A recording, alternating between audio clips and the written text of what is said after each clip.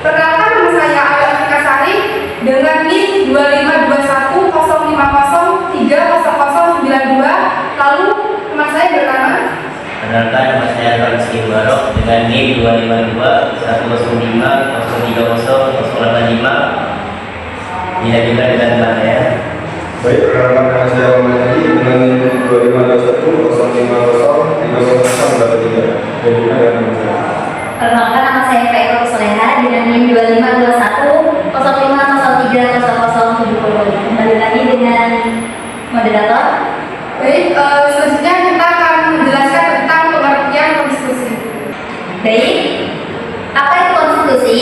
Konstitusi adalah aturan dasar suatu negara, baik tertulis seperti undang-undang dasar maupun tidak tertulis seperti konvensi, yang berfungsi sebagai norma dasar penyelenggaraan negara. Secara etimologis, konstitusi berasal dari kata constitution dari bahasa Inggris, constituta dari bahasa Prancis, dan gabungan kata Latin tam yang berarti bersama, stato yang berarti menetapkan bersama.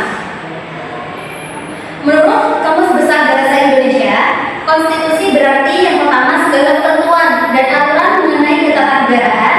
Yang kedua, undang-undang dasar suatu negara. Konstitusi tidak hanya sebatas undang-undang dasar, tetapi juga aturan tidak tertulis yang mengatur dasar-dasar organisasi dan pelaksanaan pemerintahannya. Pemahamannya terus berkembang dalam hukum negara dan hukum tata negara. Adapun menurut Lemhanas tahun 2011, konstitusi adalah norma politik dan hukum, biasanya berbentuk tertulis, memuat prinsip dasar politik, hukum, struktur, prosedur, wewenang dan kewajiban pemerintahan serta jaminan hak warga negara. Yang kedua, menurut James Bryce, yaitu konstitusi adalah rangka masyarakat politik atau negara yang diatur melalui hukum. Hukum menetapkan lembaga-lembaga permanen beserta fungsi dan haknya. Konstitusi berprinsip yang mengatur kekuasaan pemerintahan, hak-hak rakyat, hubungan antar pemerintahan dan rakyat. Oke, adapun pandangan-pandangan menurut Keishiwer, konstitusi adalah hasil atau produk kesepakatan dari situasi politik, sosial, dan ekonomi pada waktu tertentu. Karena kebutuhan dan tuntutan masyarakat bisa berubah, maka undang-undang dasar juga dapat berubah. Oleh sebab itu, setiap undang-undang dasar perlu memuat pasal yang mengatur tentang perubahan atau perubahan. Adapun amandemen konstitusi adalah hal wajar dalam demokrasi karena menyesuaikan perkembangan masyarakat.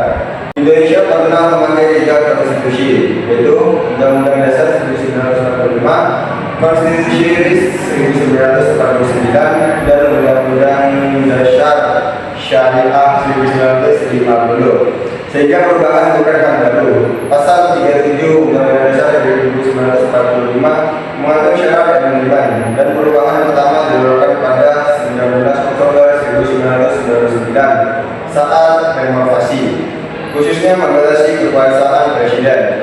Perubahan berikutnya dilanjutkan oleh MPR dalam sidang tahun 2000. Kedudukan konstitusi. Kedudukan konstitusi adalah sebagai hukum tertinggi, hukum dasar dalam suatu negara. Konstitusi menjadi sumber hukum bagi peraturan perundang-undangan di bawahnya dan menjadi pedoman utama dalam penyelenggaraan negara. Dengan kedudukannya yang tertinggi, konstitusi berfungsi mengatur sistem pemerintahan, mengatasi kekuasaan, menjamin hak-hak warga negara, serta menjadi dasar bagi terciptanya keadilan dan ketertiban dalam kehidupan berbangsa dan bernegara. Konstitusi ada 2, yaitu pertama konstitusi tertulis, 2 konstitusi tidak tertulis. Konstitusi tertulis tentu berupa naskah atau serangkaian dokumen hukum resmi yang mengatur dasar-dasar negara, pembentukan lembaga negara, pembagian wewenang dan serta melindungi hak asasi manusia. Konstitusi tidak tertulis tentu terdiri dari kebiasaan-kebiasaan ketatanegaraan, tradisi dan konvensi yang tidak tertulis dalam satu dokumen juga. Ciri-ciri konstitusi tidak tertulis bersifat fleksibel, dapat sesuai dengan perkembangan zaman, dan seringkali tidak memiliki kedudukan hukum yang sama dengan undang-undang dasar tertulis. Contoh konstitusi tidak tertulis: 1. Pidato kenegaraan presiden. Pidato tahun presiden pada 16 Agustus yang menyampaikan arah kebijakan dan